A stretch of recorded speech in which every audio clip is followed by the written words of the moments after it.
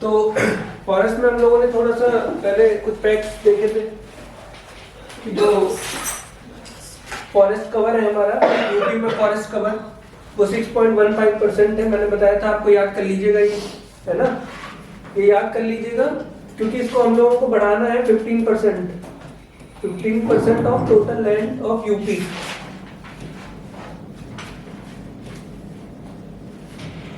Till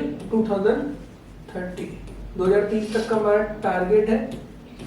actually इन्होंने एक vision 2030 launch किया है स्टेट गवर्नमेंट ने, यूपी ने, उत्तर प्रदेश गवर्नमेंट ने जो है एक स्टेट विजन 2030 ये लॉन्च किया है। इसमें 2030 तक के टारगेट बताए गए हैं, जिसमें फॉरेस्ट कवर है हमारा 15% तक करना है। तो हो सकता है ये पूछ लें, क्योंकि इसी साल लॉन्च किया है, ठीक है।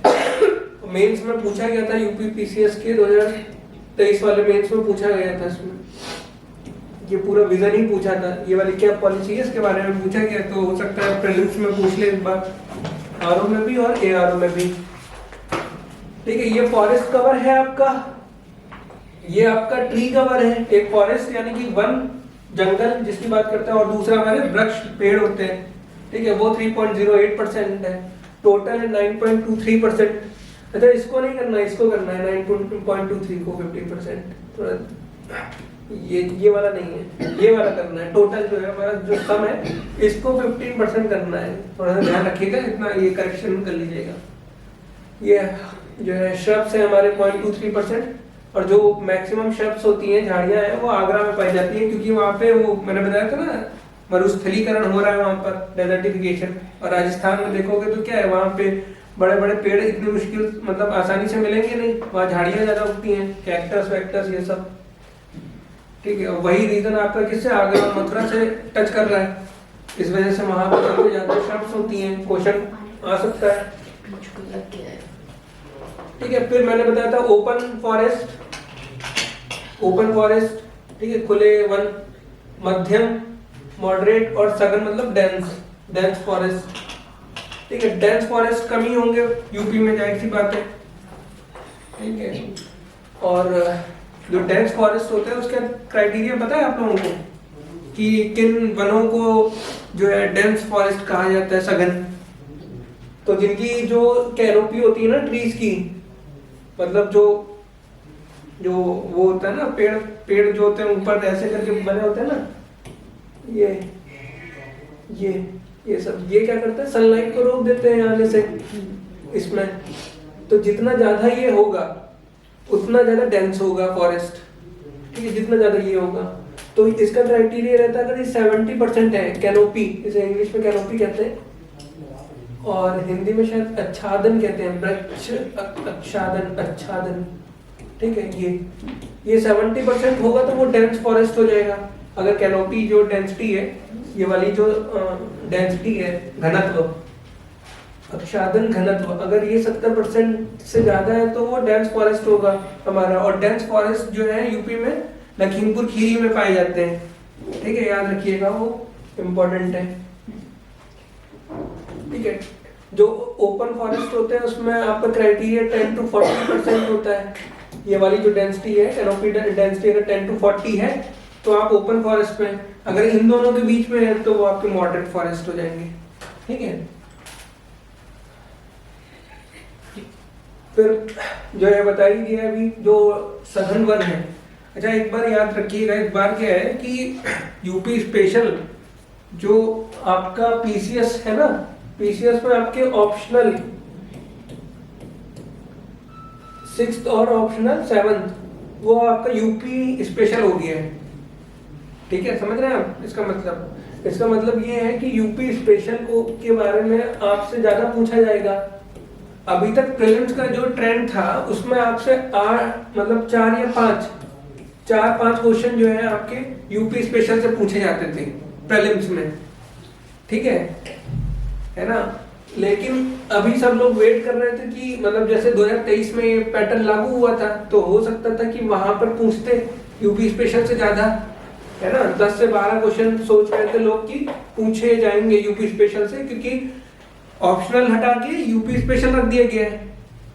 तो 2023 में तो ऐसा हुआ नहीं है। 2023 में जो प्रीलिम्स आया था उसमें भी 4-5 ही क्वेश्चन पूछे गए थे, ठीक है, उसमें भी एक क्वेश्चन गलत पूछ दिया था, इसी से रिलेटेड था, ये वाला क्वेश्चन था, कौन सा था, सबसे कम वाला, ये वाला, ठीक है, ये वाला क्वेश्चन आया था।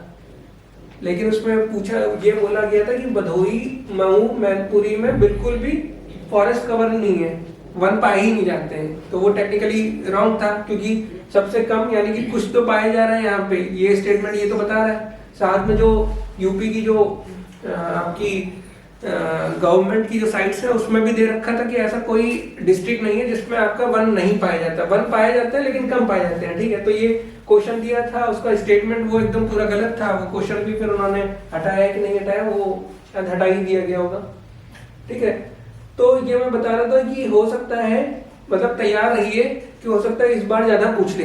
2023 में सब लोग ये सोच रहे थे कि क्वेश्चन ज्यादा पूछे जाएंगे यूपी स्पेशल से, लेकिन ये भी मतलब काफी शॉकिंग था कि उसमें पूछा नहीं गया। हो सकता है इस साल पूछ ले, ठीक है। तो लेकिन आयोग जो है वो भी आपके माइंडसेट से खेलता रहता है, ठीक है। वो भी जितनी भी कोचिंग इंस्टीट्यूट होते हैं, टीचर्स लोग होते हैं, उनके माइंडसेट से खेलता है। जैसे मैं आपको बता रहा हूँ तैयार रहिए, ऐसे जरूरी नहीं है कि इस बार यूपी स्पेशल के ज्यादा मतलब क्वेश्चन पूछ ले, ठीक है, क्योंकि वो एक माइंडसेट सेट कर रहा है कि नहीं, वो कभी क्या है अचानक से पूछ लेंगे। जब आप एक्सपेक्ट ही नहीं करोगे कि इस बार यूपी स्पेशल ज्यादा पूछा जाएगा, उस साल वो पूछ लेंगे, ठीक है। और फिर क्या होता है, उस साल पेपर टफ हो जाएगा। तो मैं ये कह रहा हूँ कि आप इसके लिए तैयार रहिएगा, ठीक है। हो सकता है, जरूरी नहीं है इस बार ये ज्यादा क्वेश्चन पूछें, है ना, लेकिन हो सकता है नेक्स्ट ईयर पूछ लें, तो तैयार रहिएगा, ठीक है, इसके लिए।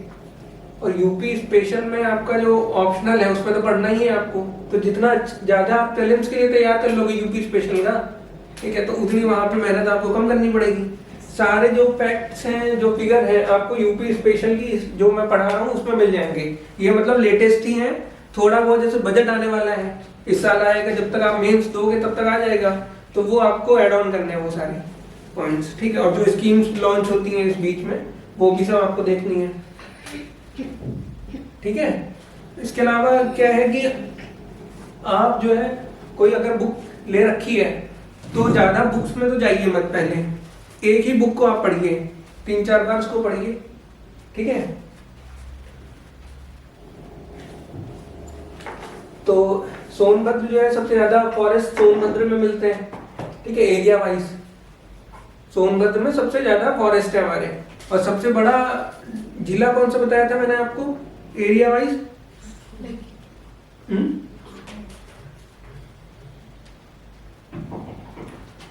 बताइए।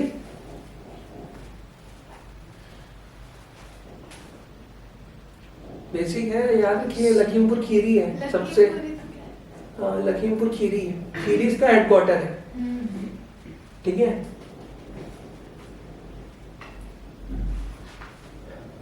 इसमें से आपको जो क्वेश्चन आएगा ना, क्वेश्चन जो भी आएगा उसमें आपको 4 ऑप्शन दिए जाएंगे, याद रखिएगा, 1, 2, 3, 4, ठीक है। तो अगर आप 3 याद कर लेंगे सीक्वेंस, तो चौथा आप खुद ही मैच कर लोगे, ठीक है। ऑप्शन यही दिया जाएगा सारे, और इन्हीं जो भी ऑप्शन है इसको सीक्वेंस में लगाने को दिया जाएगा।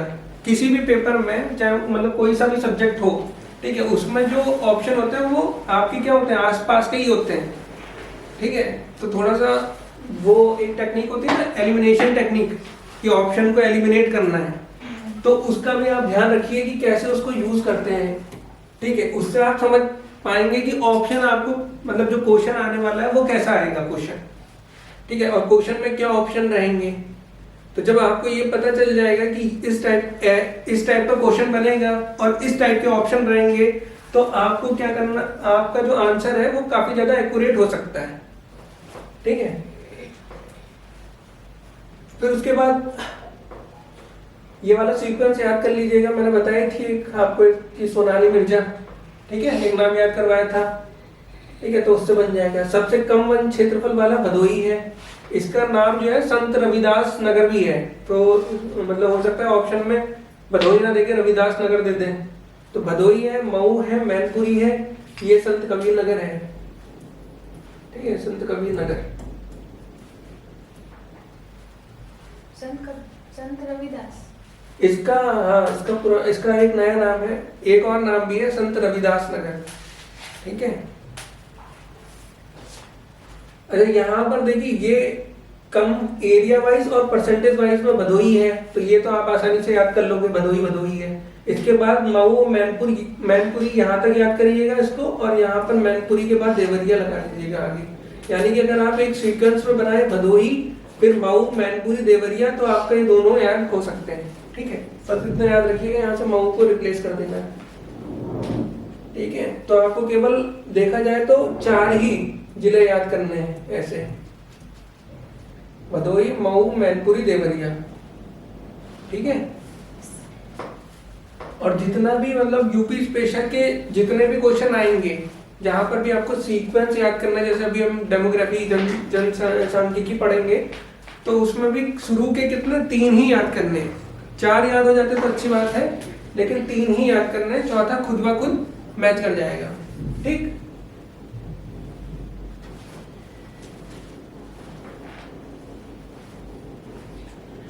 ये कुछ स्कीम्स हैं आपकी।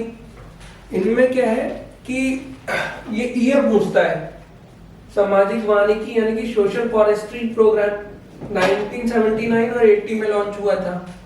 ठीक है, काफी बड़ी स्कीम्स थी, काफी बड़ी परियोजनाएं हैं, है ना, इसलिए इम्पोर्टेंट हो जाती हैं। उसके बाद सेम वही है वानिकी, आगे उत्तर प्रदेश लग गया है, उत्तर प्रदेश वानिकी मतलब फॉरेस्ट्री, ये है सोशल फॉरेस्ट्री। ठीक है, सोशल फॉरेस्ट्री।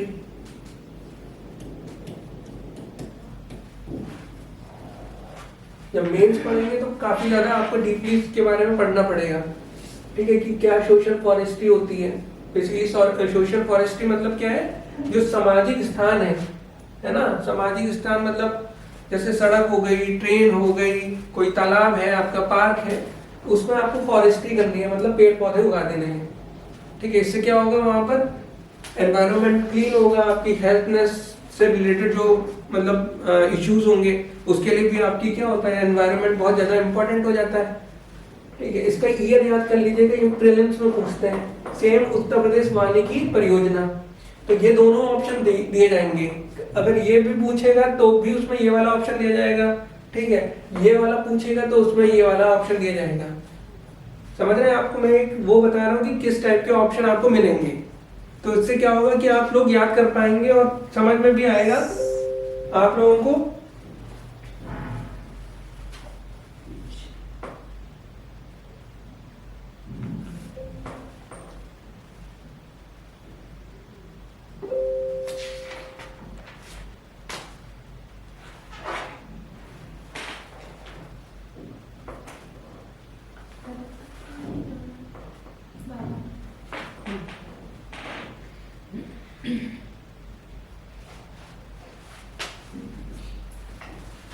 ठीक है, ये वाले जो है green belt development scheme, green belt development scheme, इसकी जो ईयर है वो 2012 है, 2012।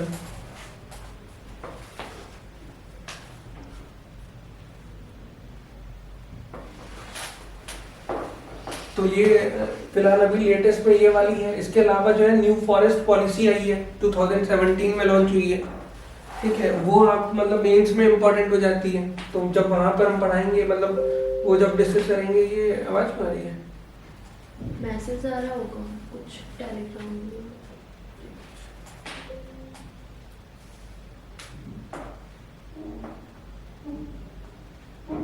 यहाँ का नहीं, यहाँ पे बटन है, क्लोज कर दो ना,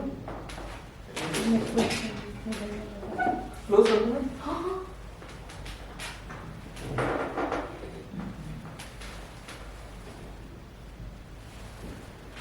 ठीक है, तो ये याद कर लीजिएगा। इसके अलावा न्यू फॉरेस्ट पॉलिसी है 2017 की, वो आप याद कर लीजिएगा।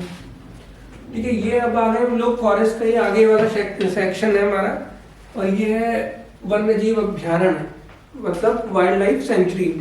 ठीक है, ये वाइल्ड लाइफ सेंचुरी क्या होती है, आप लोगों ने एनवायरनमेंट में पढ़ा है थोड़ा बहुत, है ना। हम लोगों ने वहां पर देख रखा है, क्या वहां पे कुछ हम लोगों ने नेशनल पार्क पढ़े होंगे, है ना। नेशनल पार्क एनपी यानी कि नेशनल पार्क, राष्ट्रीय उद्यान। ठीक है, एक और होता है हम लोगों का, क्या होता है आपका टाइगर रिजर्व पढ़ा होगा, है ना। एक होता है आपका WLS, यही वाइल्ड लाइफ सेंचुरी। इसके अलावा कम्युनिटी रिजर्व होते हैं, कंजर्वेटिव रिजर्व होते हैं, है ना। दो और होते हैं, वो इतने इंपॉर्टेंट नहीं होते हैं। नेशनल पार्क में आपने पढ़ा होगा कि ये मतलब 3 पार्ट में डिवाइड होता है। एक आपने मैप पढ़ा होगा, मैप प्रोग्राम, मैप 1971, है ना, मैप्स एंड बायोस्फीयर। ये प्रोग्राम यूनाइटेड नेशन का है, UNEP का है ये वाला, बहुत इंपॉर्टेंट है। इसमें बायोस्फीयर्स जो होते हैं उसको बनाया जाता है, उनका क्राइटेरिया। तो नेशनल पार्क में आपने पढ़ा होगा, एक होता है आपका कोर एरिया, है ना, कोर एरिया जो सबसे ज्यादा प्रोटेक्टेड होता है। ठीक है, एक होता है हमारे पास क्या, बफर, एक बफर जोन होता है हम लोगों का, बफर जोन। और एक होता है आपका ट्रांजिशन जोन। 3 टाइप के होते हैं। ये जो कोर होता है आपका, यही नेशनल पार्क होता है आपका मेन। ठीक है, काफी ज्यादा प्रोटेक्टेड होता है, यहाँ पर कोई भी ह्यूमन एक्टिविटीज नहीं की जाती हैं। जो एनिमल्स एंड प्लांट्स होते हैं जिनकी बायोडाइवर्सिटी जो है एंडेंजर्ड होती है, खतरे में होती है, उनके लिए ये वाला एरिया होता है। उसके बाद बफर जोन में आपका क्या, रिसर्च हो सकती है, एजुकेशन से रिलेटेड कोई भी काम हो सकता है वहां पर। और जो ट्रांजिशन होता है आपका, ठीक है, यहाँ पर ह्यूमन सेटलमेंट हो सकता है, मतलब ह्यूमन एक्टिविटीज हो सकती हैं, जैसे आपकी फार्मिंग हो सकती है, नॉन गवर्नमेंटल जितने भी आपका होता है ना, माइनर फॉरेस्ट प्रोड्यूस, लघु वृक्ष उत्पाद, उससे रिलेटेड फार्मिंग या फिर फॉरेस्ट्री हो सकती है। ठीक है, उसके आगे हम चलते हैं, वाइल्ड लाइफ सेंचुरी की बात करते हैं। ठीक है, ये भी क्या है, ये भी प्रोटेक्टेड एरियाज होते हैं। यहाँ पर भी क्या होती है, जो आपके एनिमल्स होते हैं, प्लांट्स होते हैं, अगर उनकी जो बायोडाइवर्सिटीज होती हैं, मतलब उनकी बायोडाइवर्सिटी अगर खतरे में होती है, जैसे एंडेंजर्ड स्पीसीज होती है हम लोगों की, या फिर अगर आपने पढ़ा होगा WPA,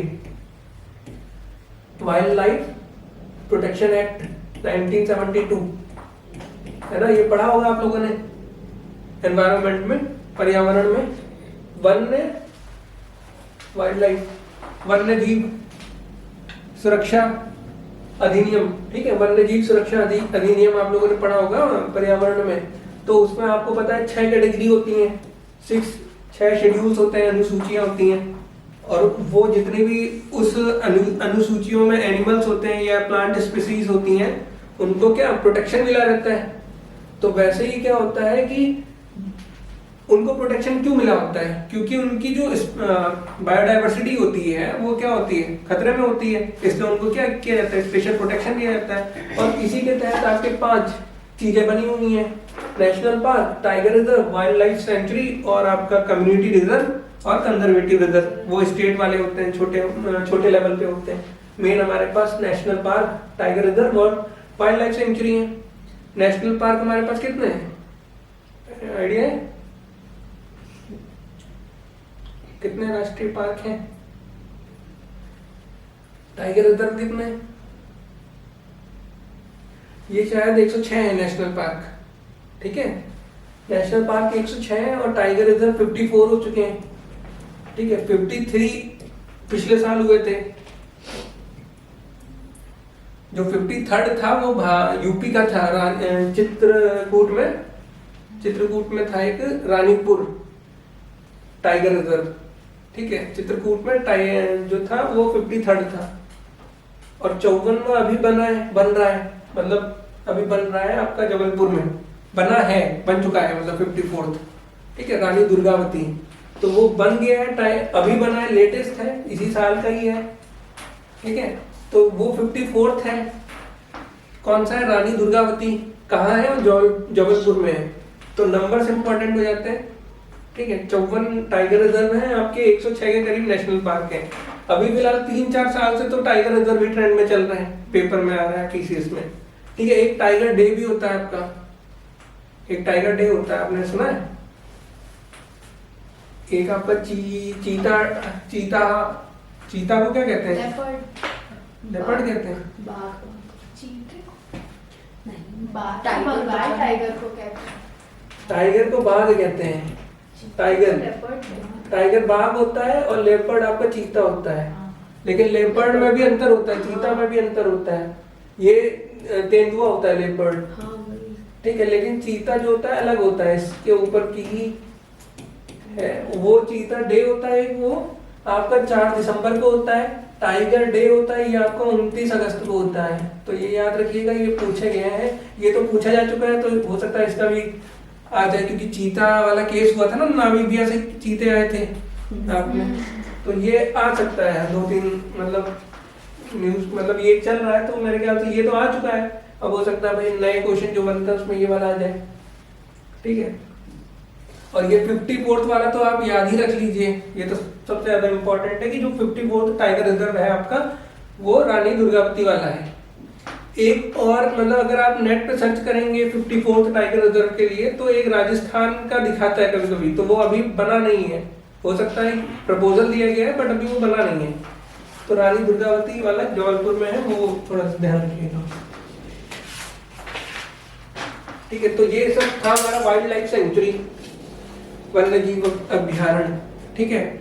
कुल जो वन्य जीव अभ्यारण्य है भारत में वो 500 से ज्यादा होंगे, ठीक है।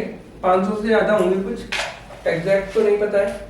उनमें से कुछ वाइल्ड लाइफ सेंचुरी जो है पूछी जाती है, जो इम्पोर्टेंट या फिर करंट में होती हैं, कि कौन सी वाइल्ड लाइफ सेंचुरी कहाँ पर है, ठीक है। एनवायरनमेंट में यही बता रहा हूँ कि एनवायरनमेंट में नेशनल पार्क भी पूछे जाते हैं, ठीक, कि कौन सा नेशनल पार्क कहाँ है, किस राज्य में है, या फिर किस राज्य ही पूछते हैं। और वाइल्ड लाइफ सेंचुरी में भी ये पूछते हैं कि कौन सी वाइल्ड लाइफ सेंचुरी कहाँ है, ठीक है। अगर कोई करंट में कोई स्पीसीज है, उसको एंडेंजर्ड का टैग मिला है, IUCN आपने सुना होगा उससे, तो वो स्पीसीज जिस नेशनल पार्क या फिर आपका वाइल्ड लाइफ सेंचुरी में पाई जाती है, तो उसका भी क्वेश्चन पूछा जा सकता है, ठीक है। एक नीलगिरी ताहर का नाम सुना होगा आपने, नीलगिरी ताहर का नाम सुना है? नीलगिरी का नाम सुना है? नीलगिरी पर्वत है ना, वो कहाँ है? साउथ में है आपका, नीचे यहाँ पर।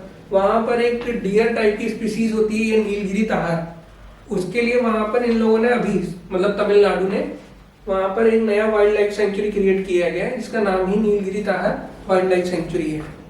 तो पूछ सकते हैं कि कहाँ है, हालांकि सबको पता होगा, क्योंकि सबको ये पता है कि नीलगिरी कहाँ है ना?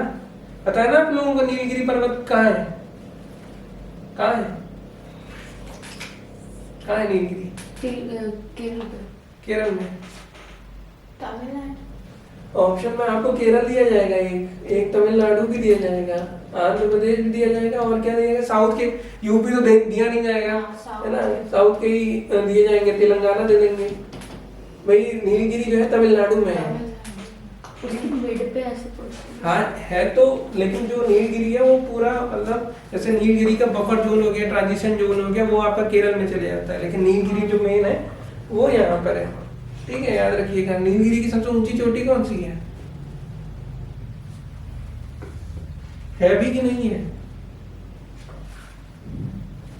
अच्छा, साउथ की सबसे हाईएस्ट पीक कौन सी है साउथ इंडिया की? डोडा बेटा। डोडा बेटा है, याद नहीं है। और अष्टामुड़ई का नाम सुना है? अन्नामलाई का नाम सुना है? अन्नामलाई, अष्टामुड़ई, ये सब। ये जो अष्टामुड़ई है वो नीलगिरी के आसपास है, लेकिन वो केरल में है, और चोटी वो सबसे ऊंची जो है नीलगिरी की है, और डोडा बेटा आपकी सबसे ऊंची जो है साउथ की है। वैसे ही आपके हिमाद्री पड़ते हैं, ठीक, नॉर्थ और साउथ हिमाद्री, ये वेस्टर्न घाट है ना, उसकी भी ऊंची चोटी है दो, वो सब याद रखिएगा। यही सब पूछते हैं। तो ये वन्य जीव की बात बता दिए थे कि वाइल्ड लाइफ सेंचुरी मतलब एनवायरनमेंट में बहुत इंपॉर्टेंट हो जाती हैं। क्वेश्चन जो बनते हैं यूपीएससी में भी बनते हैं, या फिर पीसीएस स्टेट में भी बनते हैं, वहां से पूछा जाता है, स्टेट लेवल में भी पूछा जाता है और नेशनल लेवल पे भी, कि कौन सी वाइल्ड लाइफ सेंचुरी कहाँ पर है, ठीक है।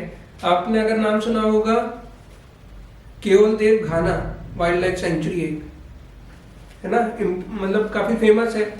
और आपने फ्लोटिंग नेशनल पार्क का नाम सुना है? भारत का एकमात्र फ्लोटिंग, भारत का ही नहीं विश्व का ही, वर्ल्ड का एकमात्र फ्लोटिंग नेशनल पार्क, तैरता हुआ राष्ट्रीय उद्यान। लामचो नाम सुना है लेकिन लामचो उसका ये कहाँ पर है, मतलब किस स्टेट में है? मणिपुर। मणिपुर में है, लेकिन वो क्यूबलम जाओ है ना पूरा उसका नाम, हाँ। क्यूबेलम बेलियम जाओ व्योलम, ठीक है। ये तो बहुत अच्छा नेशनल पार्क है, कभी यूट्यूब में देखिएगा, जाना तो हो नहीं पाएगा, यूट्यूब में देखिएगा, बड़ा ही साफ पानी रहता है यहाँ पे।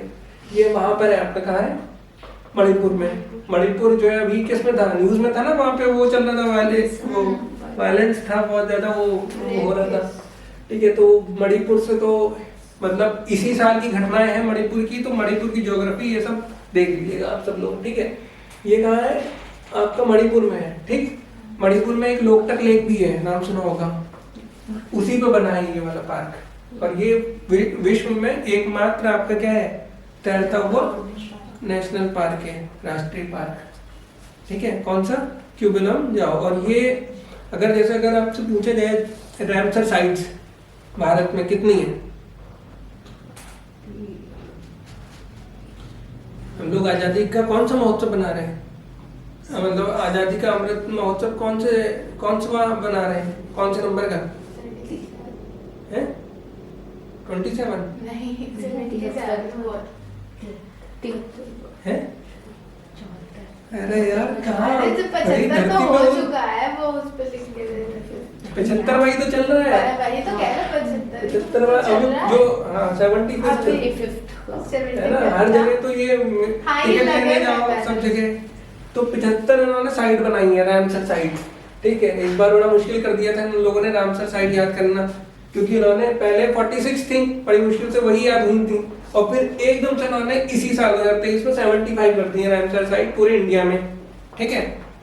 तो यूपी में भी जो आपके अभी पढ़ेंगे शायद, जो पक्षी विहार थे, नाम सुना है, बर्ड सेंचुरीज जो होती हैं, उनको उन्होंने कन्वर्ट कर दिया क्या रामसर साइट्स में। तो यूपी में तो याद करना आसान है कि जो पक्षी विहार थे वही कर दिए, लेकिन ऑल ओवर इंडिया की बात करना बड़ा मुश्किल हो जाता है। फिर जो है रामसर साइट में सबसे ज्यादा जो रामसर साइट्स हैं वो किस स्टेट में है, इंडिया में, ठीक है। किस में है, यूपी में आपकी पता है कितनी है, 11 है, लेकिन हमसे ऊपर तमिलनाडु है, उसमें 14 है, ठीक है। उसके बाद यूपी सेकंड नंबर पे आता है, उसकी 11 साइट्स हैं जो रामसर साइट्स डिक्लेयर हुई हैं टोटल 2023 में, ठीक है। इसके बाद एक और होगा, वो सब आप सर्च कीजिए कि कौन सा होगा, है ना। ये सब इम्पोर्टेंट इसलिए हो जाता है क्योंकि ये सब क्या है, आपका जो एनवायरनमेंट है, मतलब एनवायरनमेंट का जो भी सेक्शन पूछा जाएगा एग्जाम में, वो इन्हीं सब, मतलब जो नेशनल पार्क हो गया, wild life century, tiger reserve हो गया, इन्हीं के आसपास की चीजें पूछी जाएंगी, ठीक है। अब जो नया ट्रेंड चल रहा है आजकल रामसर साइट का, तो इसलिए इम्पोर्टेंट हो जाती है। पिछले साल 2023 में 75 कर दी गई थी, ठीक है। तो किस राज्य में कितनी है वो भी इम्पोर्टेंट हो गया है, क्योंकि यूपी सेकंड नंबर पे है, तो यूपी तक तो याद करना ही पड़ेगा हम लोगों को, ठीक है। चलिए फिर चलते हैं, स्टेट की बात कर लेते हैं, उत्तर प्रदेश की, ठीक है। तो इसमें जो है वन्य जीव अभ्यारण्य यहाँ 11 है, ठीक है। टोटल कितना है, 11। तो सबसे पहले तो ये इम्पोर्टेंट हो जाता है, ये जब से बने हैं, मतलब रिसेंटली अभी तक इसमें कोई मॉडिफिकेशन नहीं हुआ है, काफी सालों तक 11 ही है, ठीक है। जैसे पक्षी विहार थे उनमें चेंज होता रहता है। तो चंद्रप्रभा वन्य जीव अभ्यारण्य, ठीक है। चंद्रप्रभा क्या है, वन्य जीव अभ्यारण्य है। याद रखिएगा कि ये WLS की बात कर रहे हैं, वाइल्ड लाइफ सेंचुरी की बात कर रहे हैं। अभी पक्षी विहार में कंफ्यूज मत हो जाइएगा, ये अभी फिलहाल वन्य जीव अभ्यारण्य की बात चल रहा है, ठीक है। कहीं अगर आप ये देखो कि चंद्रप्रभा पक्षी विहार लिखा है, ठीक है, क्योंकि ये सब एक ही जैसे हैं लगभग, ज्यादा अंतर नहीं है यूपी में, तो कंफ्यूज मत होइएगा, ठीक है। इसलिए मैंने आपको पहले बता दिया 11 है, ठीक है, याद रखिएगा। तो चंद्रप्रभा है, ठीक है। चंद्रप्रभा क्या है, एक नदी है, कहाँ बहती है, चंदौली में। चंद्रप्रभा के नाम पे इसका नाम, जिले का नाम चंदौली, ठीक है। ये भी चंदा है, वो भी चंदा है, तो याद रखिएगा। ये पूछेगा नहीं कभी, हाँ नहीं, पिछले साल पूछा था इसने, चंद्रप्रभा वन्य जीव अभ्यारण्य कहा था 2023 में, ठीक है। लेकिन सबसे ज्यादा इम्पोर्टेंट है, क्योंकि ये तो सब बता देंगे, चंदा चंदा लगा देगा।